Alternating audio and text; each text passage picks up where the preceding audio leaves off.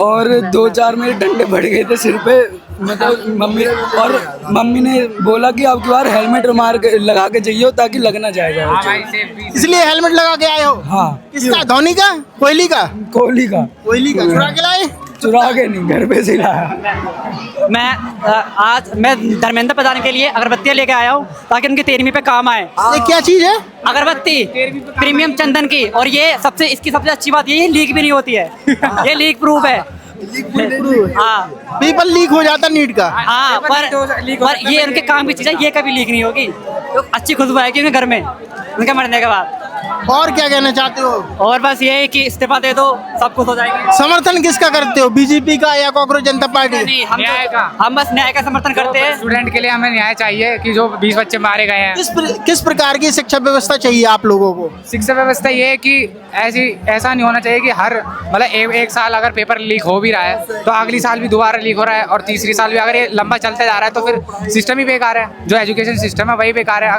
अगर वो ठीक होगा तभी तो बच्चे सही से एग्जाम दे पाएंगे, ठीक है, पेपर लीक नहीं हो पाएंगे। जो बच्चे मेहनत करते हैं उनका क्या, जो बच्चे मेहनत करते हैं, दिन रात पढ़ते हैं, ठीक है, और पेपर लीक हो जाता है, उनकी तो मेहनत ऐसी ही जाती है, तो उसका तो कोई फायदा ही नहीं है ना। इसलिए अगर जब तक सिस्टम नहीं बदलेगा तब तक सिस्टम ठीक नहीं होगा, और जब सिस्टम ठीक होगा तो पेपर लीक होना बंद होंगे, और जो बच्चों की मेहनत होगी वो भी वेस्ट नहीं जाएगी। वो अपनी मेहनत के साथ जो उन्होंने मेहनत करी है उसके बलबूते पे वो अपने उस अचीवमेंट को पा सकते हैं ना।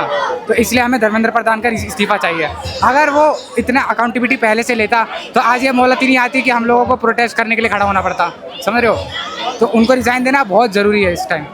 यदि आगे चल के बीजेपी ने दूसरा शिक्षा मंत्री बनाया और वो भी धर्मेंद्र प्रधान की तरह निकला तो फिर आप क्या करोगे? फिर से प्रोटेस्ट करोगे क्या? देखो, ये अब हमारी मांग ही तो ये है ना कि ये जो हमारे शिक्षा मंत्री आए, ठीक है, पहले तो हमारी मांग ये है कि उसको धर्मेंद्र प्रधान को इस्तीफा देना है, क्योंकि अगर धर्मेंद्र प्रधान पहले इस्तीफा देगा तभी तो हमारी गवर्नमेंट को अंदर डर पैदा होएगा। तो उस डर के हिसाब से वो अगला प्राइम मिनिस्टर भी लेकर आएगा जो अकाउंटेबिलिटी ले आगे जाके, समझ रहे हो।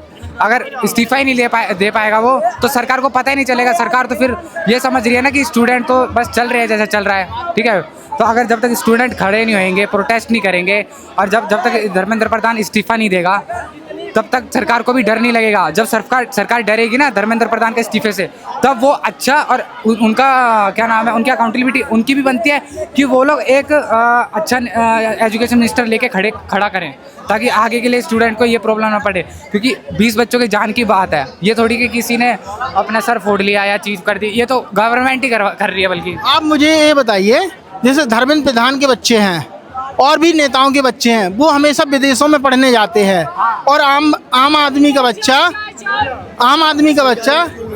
सरकारी स्कूल में पढ़ता है और इंडिया के अंदर पढ़ता है। ऐसा क्यों? ऐसा इसलिए क्योंकि उन लोगों को भी तो पता है कि जो एजुकेशन मिनिस्टर है, जो हमारी एजुकेशन सिस्टम है इस देश का, वो बेकार है। उनको भी ये पता है, इसलिए वो अपने बच्चों को देर भाषण पढ़ाते हैं। अगर हमारे इंडिया का एजुकेशन सिस्टम इतना अच्छा होता, इतना सही होता, तो वो अपने बच्चों को बाहर क्यों पढ़ा रहे होते? उनको भी पता है कि बाहर का एजुकेशन सिस्टम हमारे एजुकेशन सिस्टम से बहुत अच्छा है, इसीलिए वो अपने बच्चों को बाहर पढ़ाते हैं। आज अभिजीत दीपके कहाँ से, अमेरिका से आए हैं।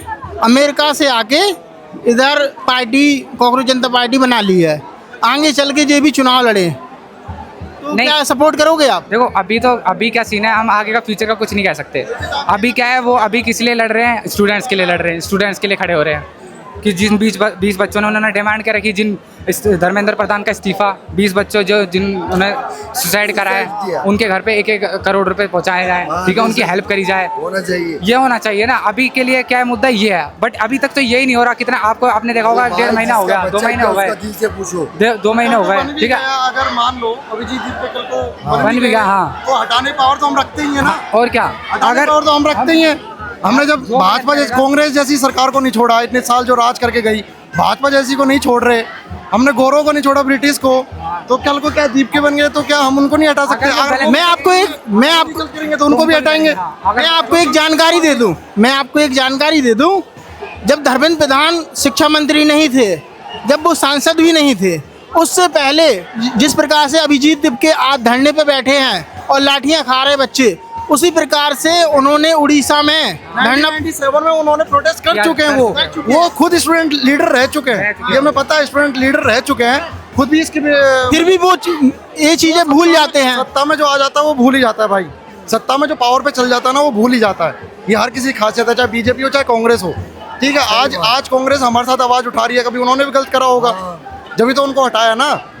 और बदलाव चाहिए था, जब तो भाजपा को लेके आए हैं। बदलाव नहीं आएगा तो हर सरकार क्या देश में बदलाव हुआ है भाजपा आने से? भाजपा ने शुरुआत में तो उन्होंने जो एक पावर दिखाई, एकदम जो भारत को तीसरे स्थान पे लेके गए, जीडीपी में 3rd-4th पोजीशन पे, दोबारा बैक डाउन कर लिया। कंटिन्यूस बहुत जरूरी है चीज़ में, किस चीज़ में तुम आगे बढ़ोगे, कंटिन्यूटी बहुत जरूरी है, पहली बात तो। दूसरी बात ये है, अब तुमने गलत करा तो तुम्हारे विरोध हो रहा है, और विरोध हो रहा है तो तुम्हें मिर्ची लग रही है, वो नहीं होना चाहिए ना, मिर्च भी नहीं लगनी चाहिए। बहुत बहुत धन्यवाद, बहुत अच्छा लगा आपसे बात करके। Thank you. Thank you.